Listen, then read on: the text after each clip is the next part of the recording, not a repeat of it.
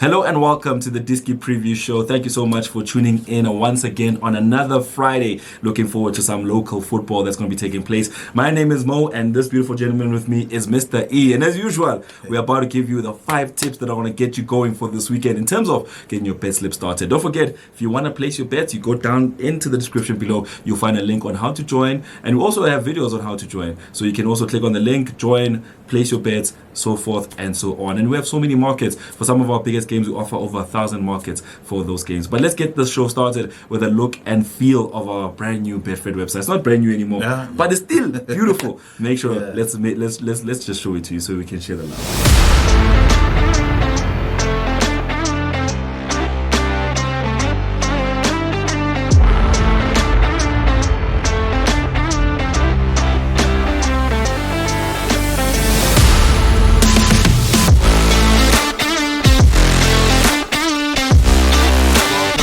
Preview show. Myself and Mr. E, I'm going to start off with a little bit of some local football on the continent of Africa, and that has to be the CAF Champions League. And now it's do or die, Uyasala or Siyahamba, which is basically the situation that's going to be happening now. Now that we know who's made it into the finals of the UEFA Champions League, we need to talk about the last leg before the final itself, which is the second leg of the semi-finals in the CAF Champions League. Mr. E, Sundowns versus Wydad Casablanca. Talk to me. What a game that is going to be at Loftus Stadium in Pretoria.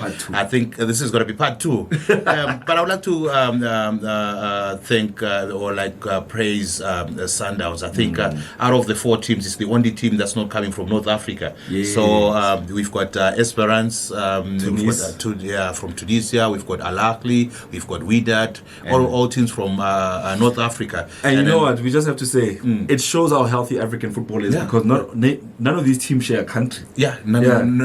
Not at all. But I'm worried about Sundowns.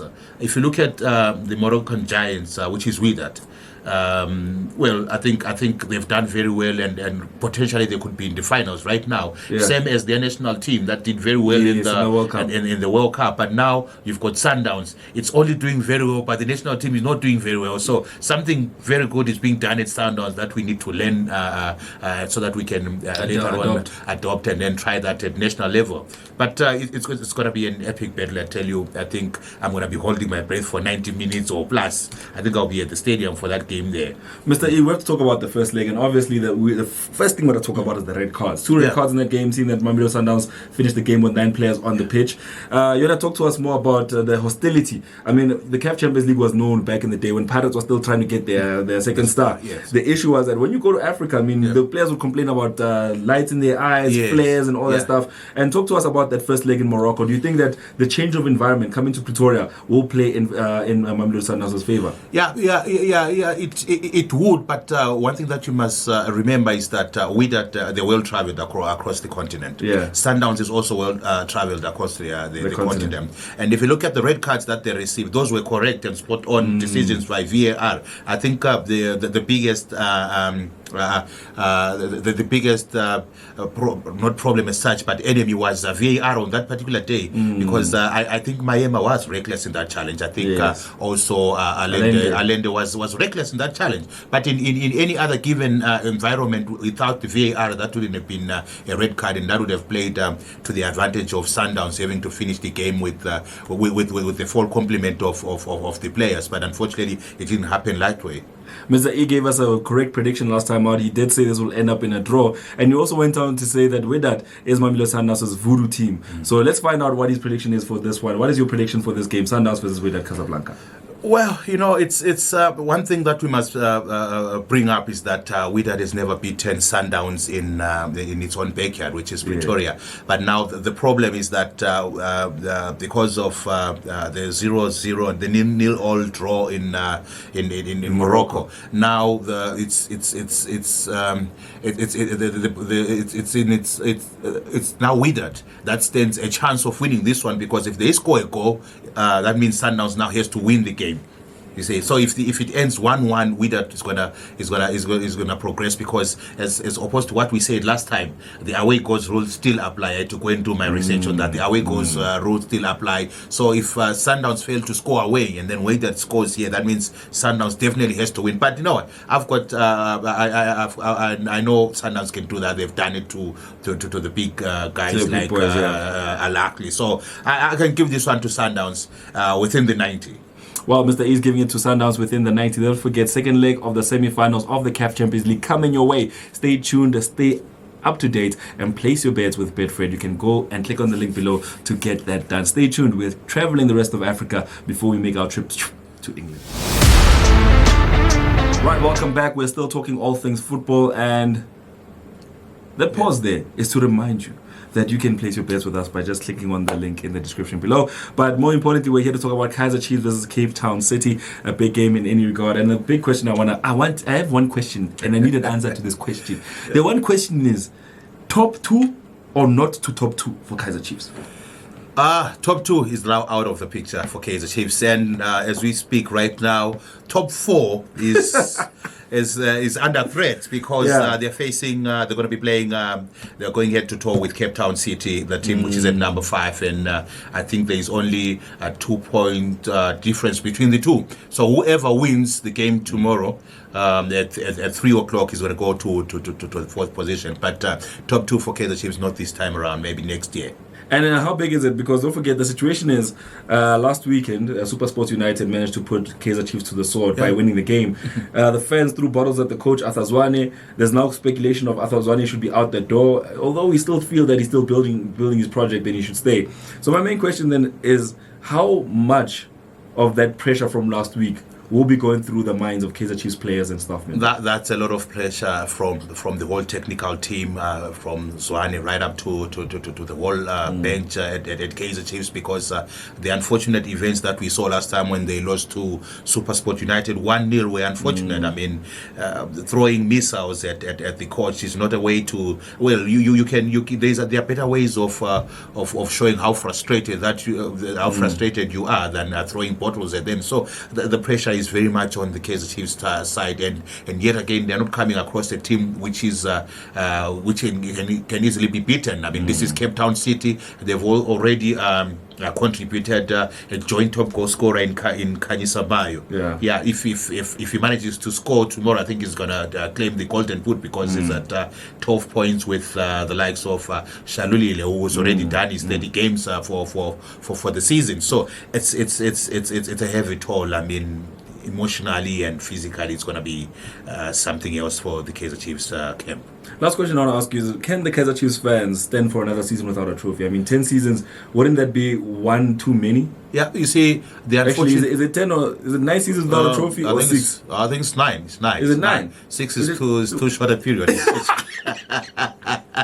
Because if we're saying it's 6, we're looking at 2016.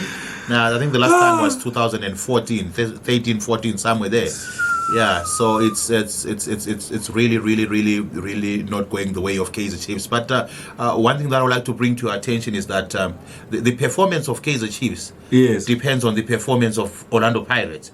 And the performance of Orlando Pirates depends on the performance of Kaizer Chiefs. So Orlando Pirates they've got a trophy in the cabinet, and they are vying for the second trophy in the Nedbank Cup, and they have also almost secured the second spot, depending on what's going to happen between the game that's going to be played by the Super Sport United. So I doubt very much if the Orlando Pirates fans will be celebrating while the Kaizer Chiefs fans are not celebrating, and they can't take it any longer. I think right now the rebuilding process has taken too long for Kaizer Chiefs. I think it's high time that they need to give us results, or give its fans results.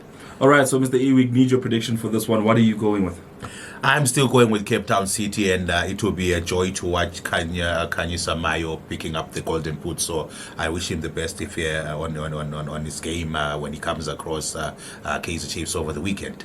All right, thank you so much, Mr. E. Stay tuned. We're going to keep talking all things local football before we get our train and pointed at England and go talk about the Premier League. If you want to see more of that, you can also click on the chapters, and then you can also jump to the conversation you want to hear.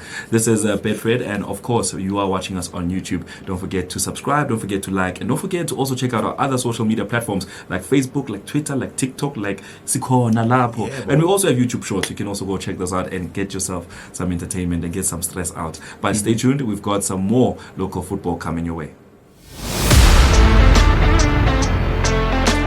Welcome back to the DIski Preview Show. We continue our conversation by looking at some local football. We've covered what's going to be happening on the continent with CAF. We've covered what's going to be happening with Kaizer Cheifs and Cape Town City. And now we're back to talk about what's going to be happening in our local shows with Swallows versus Marumo Gallants. Mr. E, I know. Yeah. I know you want to say a lot about this one, but give it to us brief. Give it to us real. Yeah, definitely. Yeah, I think this is going to be a battle of the teams that spent the better half of the season fighting relegation. But fortunately, Swallows is off the murky waters right now. I'm sorry. Marumo Gallants is the one that is left at the bottom there.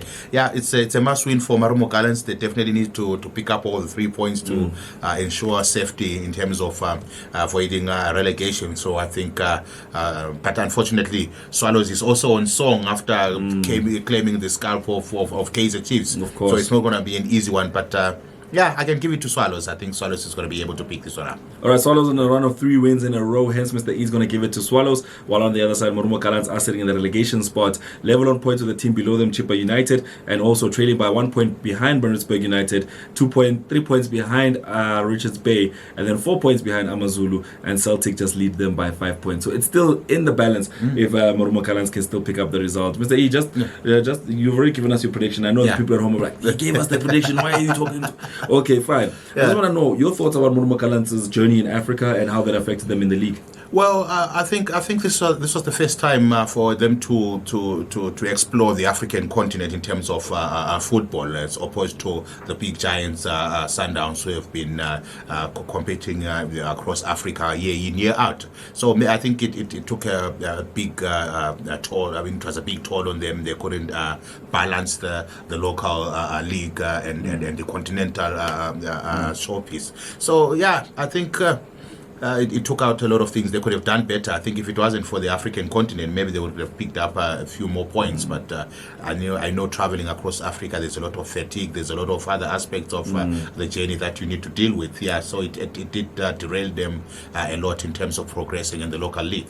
All right. Yeah. So that's what we're going to leave it there. Mr. E saying that he's going to be going with Swallows for this one, and he thinks they'll pick up all 3 points. This is the last game of the season. They need all 3 points if they're going to secure a good finish.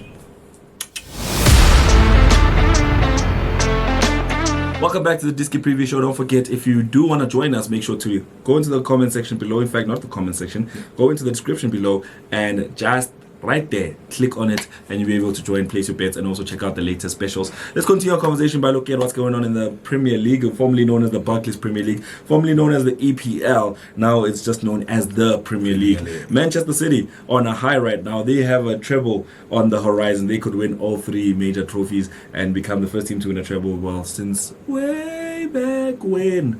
Sir Alex Ferguson did it in 1999. Now let's talk about Manchester City. Mr. E, Pep Guardiola. We even got his style. I saw that, man. I was when you're wrong, you're wrong. That's a Pep influence. Of course. So, Mr. E, I should try that next week. Of course. We'll swap roles. I'll wear the Betfred shirt. So, talk to me about Manchester City versus Chelsea. What do you think will happen in this game? Will we see an upset in this game? Highly unlikely. Highly unlikely. I think Manchester City has been on the roll. I think they've won is it 11 games in a row, man. I think they've also gone on to beat the likes of Real Madrid. Yeah. 4-0. 4. Are you talking about that very same Man City? You know, it was something else. I think it was epic. I think this is an important game at this particular time of the season for Manchester City, who seek not to drop any points at all because of Arsenal breathing down on its neck. Of course. And they do seem to be on a very good space right now, having beaten the likes of Real Madrid. I think the confidence levels are very high, and it does look like they'll be picking up the treble this year, I can tell you. And to give you a picture of how they've performed, they've only been out of the top 3. I mean, they've been in the top 3 only on 4 occasions this season before they picked it up on match day 33 against Arsenal. So now, just to give you another idea of how good they've been, 36 goals and 33 matches from Erling Haaland. Most people thought he'd be the first player to hit 40. But he's still got 3 games to try and hit that 40 mark. If he scores a goal a game, he could probably get there. But Phil Foden, also one that was very influential, 29 appearances. But it shows you the kind of influence that Erling Haaland has had this season. 33 games, more than most of the goal scorers in the team. He's got 4 games more than Phil Foden, 5 games more than Julian Alvarez, and he also has just 3 games more than Ilkay Gundogan. And in terms of assists, Kevin De Bruyne obviously is the man you got to look to for that, with 16 assists and 13 matches played. How influential will those 2 players be against Chelsea? They'll be. I think if we're ever going to pick up any goals, they will come from either of those 2. In terms of Kevin De Bruyne, either assisting or scoring the goals, because he's got the capacity to do that. He's got the capability to do that, and we also have a Haaland who's on song. I mean, I saw him playing against Real Madrid. He did not score, but you could tell that this is a super striker. I mean, like every time he gets into that 18 area, you can see the potential of getting a goal rising in time. But this is quite an important one, as we said earlier on, for Man City, because they just need to maintain the momentum of what they've been doing all along and pick up all the 3 points in the remaining games that they have. I mean, for Chelsea, the biggest question has to remain, they have the squad. Koulibaly is in there, Thiago Silva is in there, they have the likes of Kai Havertz in there, they have N'Golo Kante, Kovacic, Mason Mount, Hakim Ziyech, who performed so well in the World Cup. They have the likes of João Felix, Fofana, who they poached from Leicester City at the start of the season in a last-minute purchase. And they also have the likes of Mykhailo Mudryk, who was supposed to go to Arsenal. Maybe things would have been different for Arsenal if they had the services of Mudryk. But he's now at Chelsea. Christian Pulisic and Raheem Sterling, all those players, those big names. But they're struggling. I mean, coach now has been appointed. Now we know who'll be there next season. It's Mauricio Pochettino. But what would they have to do differently to be able to pick up a result against Manchester City? It's actually a difficult one here. I mean, like if you look at the games that Frank Lampard coached and tried to win, it doesn't have a very good CV in terms of winning the game. So I think the problem is on the coach himself and his technical team, because remember, he's not the only one. He also has got some people helping him. I think that's where the big problem is. But they've tried to correct that by getting somebody who's going to be appointed on a permanent basis to try and turn around the fortunes of the team. Right, we'll have to see how that goes. So, Mr. E, I can just guess your prediction of you with Manchester City. After that masterclass performance against Real Madrid, I can only give it to Manchester City to pick up all the 3 points. I'll just have to say, I mean, we always say these things on camera and on record, and we always go and we back what we have to say. I just had to apologize to the people watching the DIski Preview Show, and I also have to apologize to those that I argued with when it comes to this conversation. I remember some time back, I said to a good friend of mine that I'm tired of arguing football, because sometimes you read it the wrong way because you're emotionally involved. Yes. And when it comes to Manchester City, people said to me in January that Manchester City have the ability to win 10 games in a row, especially towards the end of the season. I said to them, look, the way Arsenal have the advantage in terms of the games they have to play, it's all about discipline, and if they can pull it together, they'll be able to pick up a result. And little did I know that Manchester City would have the discipline and Arsenal will lack the discipline. And a lot of conversations have been had about why they choked. But let me remind you that last season, Arsenal were vying for top 4, and in the last weekend, they fell out of the top 4, and disappointingly so. So all I'll have to say with that one is, I'm sorry, Manchester City fans. I'm sorry, football experts and pundits and analysts and everyone else. Me too as well. And Mr. E. And also Bonisi, who's also giving you those little predictions over the weekends. I'll have to apologize to all of you, because you were on point, and I might have read it wrong. And let's see how the rest of the season unfolds. All I'll say is it's going to be interesting in Istanbul. It's going to be interesting also on the FA Cup in Wembley on the 3rd of June. So make sure to, also, if you are in the area, if you are in the Sandton area, make sure to join us at Molly Malone's. We're going to be having a big derby day on the 3rd of June 2023, and if it's the first time you're hearing about it, well, clearly you've not been visiting our website, so go check out betfred.co.za and also check out our latest promotions and specials. And that's where we leave it with Manchester City versus Chelsea. Mr. E is going to go for Manchester. Welcome back to the DIski Preview Show. That's where we wrap it up for today. We talked all things English football. We talked South African football. We talked continental football with CAF Champions League. And now we're moving on to talk about German football. Augsburg in action against Borussia Dortmund. And Mr. E, why is this game a point of interest? Well, it's a point of interest because it's season defining for Dortmund because they're on the verge of trying to stop the Bayern Munich train from reclaiming the title that they've claimed for the past 10 years. Yeah. So they seem to be standing a chance to dislodge Bayern Munich from their top before the end of the season. But Mr. E, right now, just a point difference, 68-67. Yeah. Do you think that this win is going to actually come Dortmund's way, or do you think they're going to choke as well? No, it looks like it's going to come the Dortmund's way. I mean, right now, they can't afford to lose any game or any points at all. So a draw is not good enough. A loss is even worse. But they definitely need to pick up the 3 points to keep the heat on Bayern Munich. And also, the scariest thing, I mean, when you look on the one side, is that Dortmund might be facing Augsburg, but Bayern Munich have Leipzig to face. And that's going to be a big game for both those teams. I mean, when you think about how big a challenge it will be for Bayern Munich to get all 3 points against Leipzig, you think that Dortmund will be looking at that and hoping that a draw or a loss can come from that? Yeah, definitely. I mean, the assignment is clear for Dortmund. Pick up all the maximum points and pray that Bayern Munich drops points on its way so that they can easily climb to the top of the log. But Bayern are a shadow of themselves. I mean, this season they lost their manager. They also have some disgruntled players in the dressing room. First of all, Sadio Mane apparently and João Cancelo not planning to be there next season. And those are 2 players that came in this season from the Premier League. What do you think that says about what's going on at Bayern Munich in the dressing room? I think it's got to do with a lot of pressure. I remember there was a time that they dipped in form and then they lost some of the most crucial games against some of their rivals there. So I think people, they tend to emotions tend to boil over it's a high tempo game. I mean, that's how soccer is like. But if anything is to go by, I think they have not done as much as would have expected this year. Hence we see the likes of Dortmund breathing down on their necks there to try and wrestle away the championship from them that they've dominated for the past 10 years, so to speak. All right, thank you so much, Mr. E. That's where we leave it for today. But before we let you go, what is your prediction for Bayern versus Leipzig? I think it's actually Augsburg versus Dortmund. Oh, sorry. Yeah.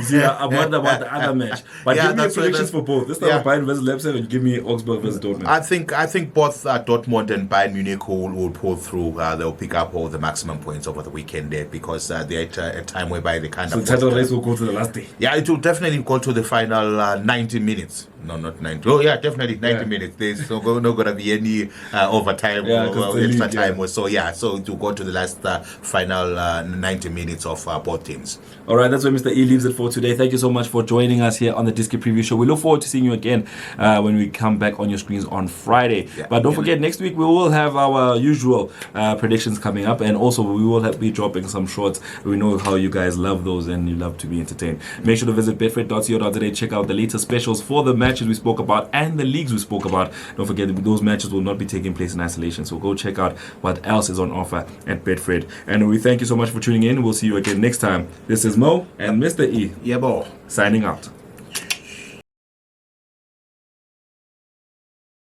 The Betfred promise is value for money, friendly service and fast payments. When you choose to bet, Betfred.